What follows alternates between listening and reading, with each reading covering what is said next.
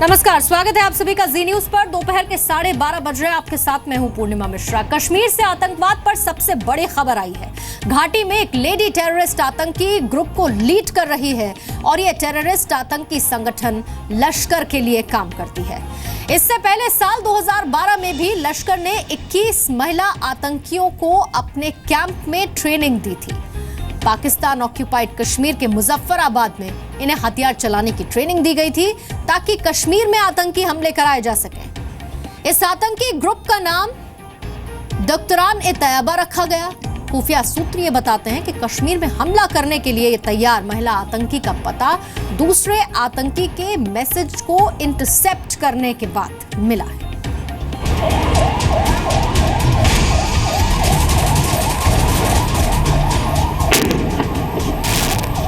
जम्मू कश्मीर के पंपोर में आतंकी आज घंटों तक गोलियां चलाकर दहशत फैलाते रहे। हमेशा की तरह देश के जवानों ने आतंकियों के शोर को साइलेंट कर दिया।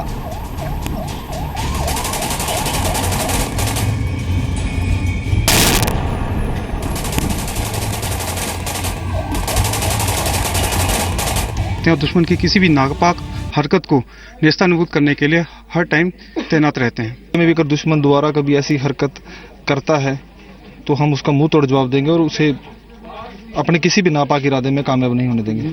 उस समय उनका पोस्ट को हमने बर्बाद कर दिया है और जान माल का नुकसान, साथ ही उनका मनोबल को तोड़ दिया है।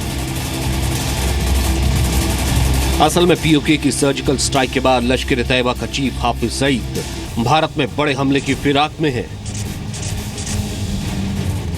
भारतीय सेना के हमले में अपने पालतू आतंकी गंवाने के बाद हाफिज ने घाटी में आतंक फैलाने का ठेका एक महिला कमांडर को दे दिया है। कौन है आतंकी हाफिज की महिला कमांडर? हिंदुस्तान में रहकर पाकिस्तान के सपने देखने वाली ये महिला कौन है? ये महिला कौन है और कश्मीर को दहलाने के लिए क्या प्लान इसने बनाया है, ये आगे बताएंगे। आतंकियों की बातचीत इंटरसेप्ट करके खुफिया एजेंसियों ने क्या खबर दी है? कश्मीर घाटी में इस वक्त लश्कर कमांडर अबू दुजाना सबसे बड़े आतंकियों के ग्रुप को लीड कर रहा है। आतंकी हमले के सिलसिले में अबू दुजाना पर 8 लाख रुपए का इनाम भी है। खुफिया एजेंसियों ने लश्कर कमांडर साजिद जट उर्फ नोमी के रेडियो इंटरसेप्ट से खुलासा किया है। लश्कर कमांडर साजिद जट उर्फ नोमी भारत में बड़े हमले को निर्देश दे रहा है। नोमी लश्कर चीफ हाफिज सईद का सबसे करीबी लश्कर कमांडर है। सीमा पार पीओके से लेकर लाहौर और इस्लामाबाद तक पाकिस्तान में ऐसी कोई जगह नहीं जहां आतंकियों का जमावड़ा ना हो और अब यही कोशिश कश्मीर के लिए भी की जा रही है। उनकी ड्रेस डालकर वो कुछ एक अपने साथियों को इंडक्ट जरूर कर सकते हैं, क्योंकि शायद इनका जो भरोसा है उन रेंजर्स में या पाक आर्मी में कम हो गया। उसकी वजह से शायद इन्होंने ये अभी हथकंडा अपनाया है। खुफिया सूत्रों के मुताबिक लश्कर ने कश्मीर में हमला करने के लिए 3 ग्रुप बनाए हैं और यही सबसे चौंकाने वाली खबर है, क्योंकि हमला करने के लिए इसमें से एक ग्रुप को फातिमा नाम की महिला लश्कर कमांडर लीड कर रही है। लश्कर कमांडर फातिमा पाकिस्तान से कश्मीर में हमले का निर्देश ले रही है। आतंकियों के दूसरे ग्रुप का चीफ अबू उसामा उर्फ जहांगीर को बनाया गया है। लश्कर का तीसरा ग्रुप आतंकी हम्माद के इशारे पर काम कर रहा है। आतंकी बुरहान मानी के बाद लगातार कश्मीर में गड़बड़ी फैलाने की कोशिश हो रही है। हाफिज जैसा आतंकी चाहता है कि किसी भी कीमत पर घाटी में अमन की वापसी ना हो पाए। शायद तभी हाफिज ने महिला आतंकी भेजने की चाल चली है। महिला कमांडर उनको एक ज्यादा बेनिफिट देती है इस टाइम पे, क्योंकि जितनी भी उनकी तंजीम के लीडर्स हैं आइडेंटिफाइड हैं, और आइडेंटिफाइड नहीं है तो कम से कम हमारी जो सिक्योरिटी एजेंसीज हैं, इंटेलिजेंस एजेंसीज के पास अब मैपिंग है। असल में 29 सितंबर को हुई सर्जिकल स्ट्राइक में करीब 50 आतंकी मारे गए थे। इनमें करीब 20 आतंकी हाफिज के संगठन लश्कर-ए-तैयबा के थे। खुफिया एजेंसियों को ये जानकारी भी मिली थी कि सबसे ज्यादा नुकसान लश्कर को दुधनियाल वाले लॉन्चिंग पैड पर हुआ था। लश्कर चीफ आतंकी हाफिज सईद की बौखलाहट की बड़ी वजह भी यही है। तो एंकर इनके बैठ के कल मजे ले के खबरें बता रहे थे और झूठ पर मबनी हंसी आ रही थी इन सारी की बातों से। और तुम सबको जी टीवी वालों और इंडिया के चैनल वालों इंशाअल्लाह तुम्हें पता चलेगा पाकिस्तान के फौजी जवान किस तरह इंतकाम लेते हैं।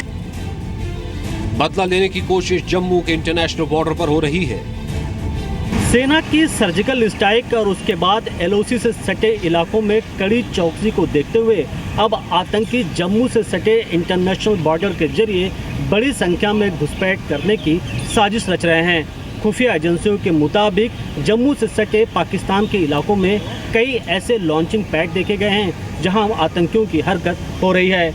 आतंकी पाकिस्तानी रेंजर्स की वर्दी में घूम रहे हैं और ऐसे मौके की तलाश में हैं जब वो जम्मू से सटे इन इलाकों में घुसपैठ कर सकें। लेकिन पाकिस्तान को अभी समझना चाहिए कि कोई भी मेजर स्ट्राइक उसने करी तो भारत के पास सेना में क्षमता तो है ही, आज के दिन पॉलिटिकल विल भी है कि हम उसका माकूल जवाब दें। इंटरनेशनल बॉर्डर पर पाकिस्तान रेंजर्स की वर्दी में आतंकियों की मौजूदगी का सबूत है कि नवाज और राहिल शरीफ आतंक फैलाने के लिए किसी भी हद तक जा सकते हैं। शायद Pakistan short term memory loss का शिकार हो गया है।